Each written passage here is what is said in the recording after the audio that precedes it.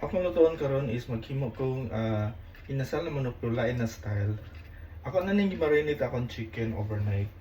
Gi-brine, gi-marinate. Akong himuon karon maghimo ko inasal na manok murag sa Ilonggo style. Then ako na ning brine ug ako na ning marinate akong manok overnight. Yan. Then ako ibutang diri sa kaha nga without oil. Okay? Yan. Kanang mga mura kag sinumbas style gani. First time ako nagbuhat ani. Then after ani ako na siyang ipa brown din akong iwas og luto sa air fryer. Then akong pahiran og oil. Olive oil na akong gamit. Akong pahiran oil para di siya mapilit gani inig na ako. Then atong balyon.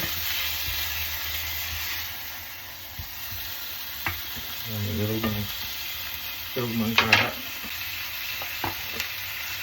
Okay lang sa akong gipahid ani. So na ako gi-prepare na sa tong pang barbecue with na sauce. Unya na kay mapagod man gid sa kung mo na ipahid mo karon.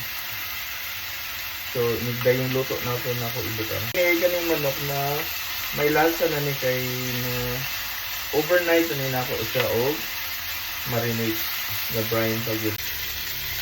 Then ato na ko tuwas og luto sa air fryer.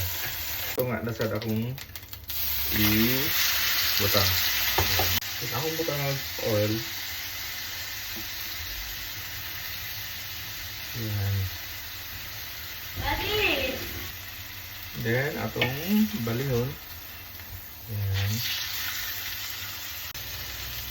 Kani kong kahapon gamit nga non-stick kay na-apply griller na di naman mudagan diri sa induction, di na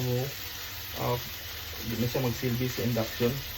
Maragili na i-transfer sa air fryer. Yan.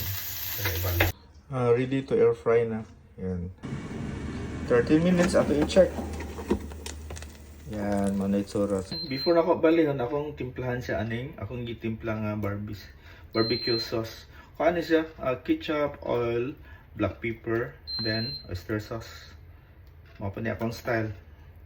Di man siya mapagod, giato naman siya sa ilalong. Okay, mabali naman.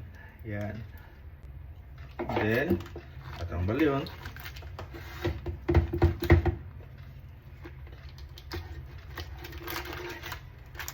Yan. Then, akong gipahira na ang other side.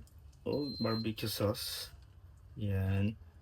Then, ako din balihon para final na siya. Hapit siya maluto. Ako sa isirag kadalit para mo uga ang sauce.